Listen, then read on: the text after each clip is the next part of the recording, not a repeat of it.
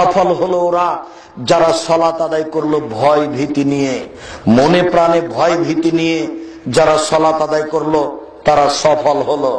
উসমান রাদিয়াল্লাহু তাআলা আনহু বলেন, রাসূল সাল্লাল্লাহু আলাইহি ওয়াসাল্লাম বলেছেন, মান তাওয়াদ্দা, যে ব্যক্তি ওযু করলো, ফাসানাল ওযুয়া, দুই রাকাত সুন্দর করে ওযু করলো, ও সাল্লা রাকাতাইন, দুই রাকাত সালাত আদায় করলো, ওয়ালাম ইউহাদ্দিস ফীহিমা নাফসাহু, মনে মনে কথা বললো না, গফিরাল্লাহু মা তাকাদ্দামা মিন জামবিহি, তাহলে তার অতীতের সব পাপ ক্ষমা। শুনুন, এই চলাই বসো, খবরদার পাশ থেকে কোন ছেলে যেন না ওঠে, আপনার চেয়ে আমি অনেক বেশি ক্লান্ত।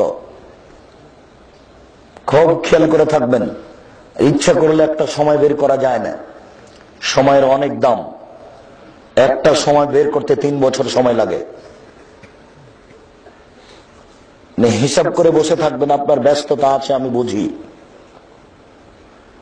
সম্মানিত উপস্থিতি, আল্লাহ নবী বললেন যে মনে মনে কথা বললো না, এটা খুবই কঠিন। খালি আল্লাহ আকবার বলে দেখেন না, বলার সাথে সাথে মনে পড়বে প্রেমিকার কথা, বলার সাথে সাথে মনে পড়বে ব্যবসা বাণিজ্যের কথা, জমি জায়গার কথা, যেটা মনে ছিল না সেটা শয়তান লাগিয়ে দিবে। আল্লাহ নবী বলছেন, কেউ যখন আল্লাহ আকবার বলে তখন হাজার হাজার শয়তান চতুর্দিক দিক থেকে বলে, উদকুর কারা, উদকুর কারা, উদকুর কারা। জমি স্মরণ করো, নারী স্মরণ করো, বাড়ি স্মরণ করো, ব্যবসা বাণিজ্য স্মরণ করো, বন্ধু স্মরণ করো। চতুর্দিক থেকে হাজার হাজার শয়তান লেগে গেছে আল্লাহ আকবার বলার সাথে সাথে। একটু পরে দেখছেন, ওহো আমি তো নামাজ পড়ছি গো, কয় রাকাত পড়েছি, কোনো খেয়াল নেই। কঠিন। বেস্ট ট্রাভেলস কাউন্টার আমি ঢুকছি, তো একটা লোক লাফ দিয়ে উঠে বুকের সাথে জড়িয়ে ধরে নিয়ে বলছে, আব্দুর রাজ্জাক সাহেব, পিস টিভিতে আপনি বললেন সুন্দর করে ওযু করলো, 2 রাকাত সালাত আদায় করলো, মনে মনে কথা বললো না, তার অতীতের সব পাপ ক্ষমা হয়ে গেল।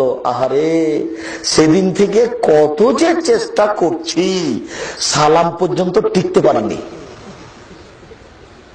খুব চেষ্টা করেছি, 2 মিনিট পরে 1 মিনিট পরে দেখছি যে নেই, কোন কথা বলছে।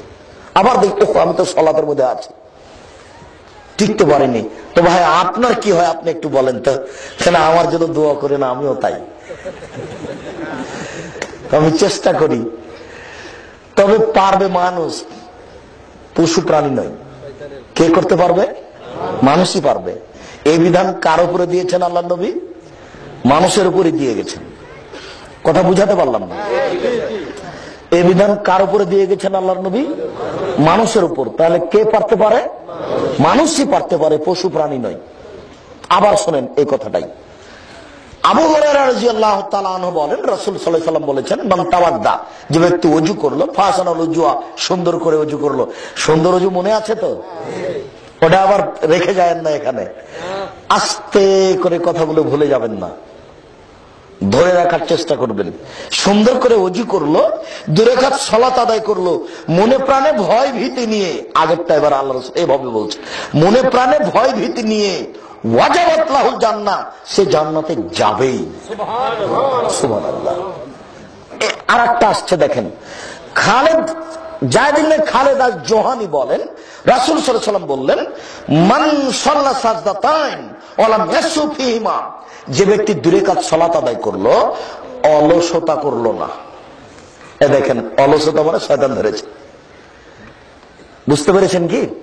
প্রথম হাদিসে হলো মনে মনে কথা বললো না, দ্বিতীয় হাদিসে হলো মনে প্রাণে ভয় ভীতি নিয়ে, তৃতীয় হাদিসে হলো অলসতা করলো না।